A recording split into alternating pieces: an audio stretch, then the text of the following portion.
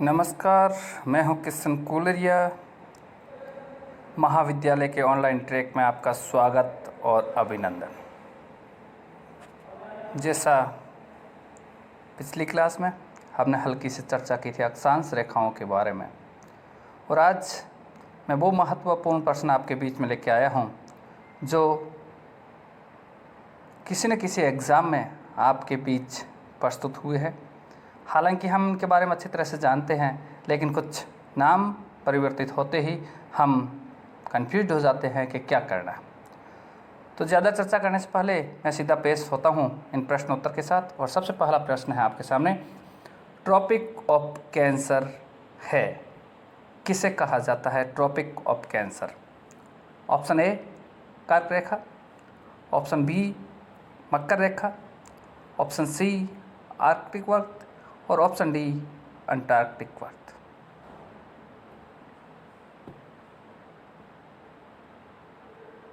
क्या होगा? Tropic of cancer. Tropic of cancer कहा जाता है कर्क रेखा को, और ये आप अच्छी तरह से जानते हो। ग्लोब के ऊपर 4 महत्वपूर्ण रेखाएं होती हैं। इन्हीं रेखाओं में सबसे महत्वपूर्ण जो रेखा है वो है कर्क रेखा, जिसे ट्रॉपिक ऑफ कैंसर कहा जाता है। बात आती है मकर रेखा, जिसे ट्रॉपिक ऑफ कैप्रिकॉर्न कहा जाता है, आर्कटिक वर्त और अंटार्कटिक वर्त। ग्लोब पर 4 महत्वपूर्ण रेखा है सर्किल, कर्क रेखा, ट्रॉपिक ऑफ कैंसर। यहाँ 21 जून को विशेष रूप से याद रखना, 21 जून को सूर्य की किरणें लंबवत होती है। 21 जून कर्क रेखा उत्तरी गोलार्ध 23.5 डिग्री उत्तरी अक्षांश रेखा को कर्क रेखा कहा जाता है। सूर्य की किरणें 21 जून को इस कारण उत्तरी गोलार्ध में 21 जून को सबसे लंबा दिन होता है। साथ ही 21 तारीख को उत्तरी गोलार्ध में सबसे छोटी रात होती है। इसी दिन को ग्रीष्म संक्रांति कहा जाता है। यह एक महत्वपूर्ण रेखा है जो विश्व के 18 देशों से गुजरती है। यह रेखा एकमात्र महत्वपूर्ण रेखा है जो भारत से भी होकर गुजरती है, और भारत के 8 राज्यों से यह रेखा निकलती है। बोले अगर कौन से? गुजरात, राजस्थान विशेष रूप से याद रखना, राजस्थान से कर्क रेखा गुजरती है। इस कारण राजस्थान में सबसे लंबा दिन अगर कहे तो 21 जून को ही होगा।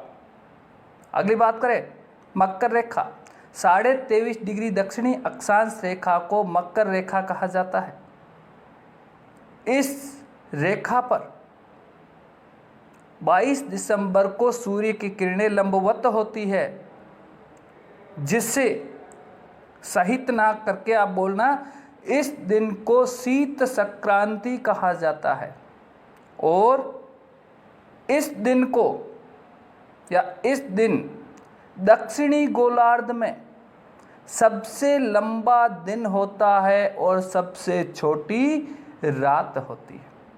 मैं कॉम्परेटिव अपने दिमाग में एक प्रश्न डालना, मैं अगर यह पूछूं कि उत्तरी गोलार्ध में सबसे लंबी रात कब होती है और दक्षिणी गोलार्ध में सबसे लंबी रात कब होती है, तो क्या कहेंगे? उत्तरी गोलार्ध में 22 दिसंबर को सबसे लंबी रात होती है, जबकि दक्षिणी गोलार्ध में 21 जून को सबसे लंबी रात होती है। इसके अतिरिक्त 2 तिथियां याद रखना, 21 मार्च और 23 सितंबर को सूर्य भूमध्य रेखा पर लंबवत चमकता है। 2 तिथियां जिस पर सूर्य भूमध्य रेखा पर लंबवत चमकता है।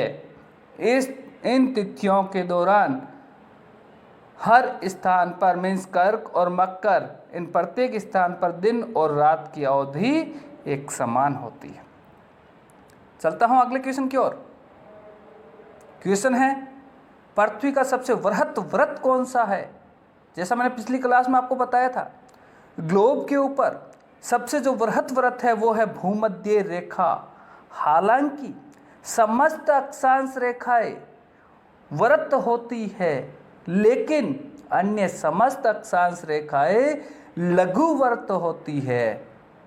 केवल भूमध्य रेखा, कहीं पर भी हमें पूछा जाता है कि ग्लोब या पृथ्वी की सबसे जो वृहत व्रत है वो वृहत व्रत कौन सा है, तो वह व्रत है वो है भूमध्य रेखा। चलता हूं आगे। दो अक्षांश रेखाओं के बीच की दूरी को क्या कहा जाता है? पिछली क्लास में हमने इसके बारे में चर्चा की थी। दो अक्षांश रेखाओं के बीच की दूरी अपने दिमाग में रखना, क्या होगा आंसर? जो सोचा है खुद कैलकुलेट करना उसको। दो अक्षांश रेखाओं के बीच की दूरी जोन कहलाती है, जबकि दो देशांतर रेखाओं के बीच की दूरी गोरे या गोर कहलाती है। यहां याद रखना, मैंने पिछली क्लास में आपको बताया था, अक्षांश रेखाएं समानांतर होती है, यानी कि एक अक्षांश से दूसरे अक्षांश के बीच की दूरी जो होती है वो एक समान होती है, और यह दूरी 111 किलोमीटर होती है, जबकि देशांतर रेखाओं के बीच की दूरी असमान होती है। भूमध्य रेखा पर देशांतर रेखाओं के बीच की दूरी अधिक होती है। जैसे जैसे हम ध्रुवों की ओर चलते जाते हैं तो यह दूरी कम होती जाती है, और ध्रुवों पर यह दूरी 0 हो जाती है। आगे चलो, तो क्या कहा है? दो अक्षांश रेखाओं के बीच की दूरी जोन कहलाती है। दो देशांतर रेखाओं के दो अक्षांशों के बीच की दूरी हमेशा समान रहती है, यह दूरी 111 किलोमीटर होती है। दो देशांतर के मध्य की दूरी गोरे कहलाती है, यह दूरी असमान होती है। भूमध्य रेखा पर यह दूरी अधिक और ध्रुवों पर कम या 0 हो जाती है। चलो आगे, अगले क्वेश्चन की अगर बात करें तो पृथ्वी अपने अक्ष पर कितने डिग्री के कोण पर झुकी हुई है? विशेष रूप से याद रखना, पृथ्वी अपने अक्ष पर कितने डिग्री के कोण पर झुकी हुई है? क्या कहेंगे? पृथ्वी अपने अक्ष पर कितने 23.5 डिग्री झुकी हुई है, और अगर कोण की बात पूछते हैं तो अपने अक्ष पर कितने डिग्री का कोण बनाती है? 66.5 डिग्री का कोण बनाती है। झुकी हुई है 23.5 डिग्री, और कोण जो बनता है वो बनता है 66.5 डिग्री का। अगले क्वेश्चन की ओर अगर हम चलते हैं, हमारा जो आज का क्वेश्चन है वो है, ऐसा महाद्वीप जहां से कर्क, भूमध्य और मकर तीनों महत्वपूर्ण रेखाएं गुजरती है। ऑप्शन है एशिया, अफ्रीका, यूरोप और ऑस्ट्रेलिया। क्या कहेंगे? दिमाग में एक बार मानचित्र डालिए और सोचिए। अफ्रीका एकमात्र ऐसा महाद्वीप है जहां से विश्व की 3 महत्वपूर्ण, तीनों ही कर्क, भूमध्य और मकर, तीनों ही रेखाएं निकलती है। अगर हम बात करते हैं एशिया महाद्वीप, तो हमारे यहाँ से यानी कि अपने बीच में कर्क रेखा गुजरती है। ठीक है, तो ये थे अक्षांश रेखाओं के रेफरेंस में महत्वपूर्ण प्रश्न।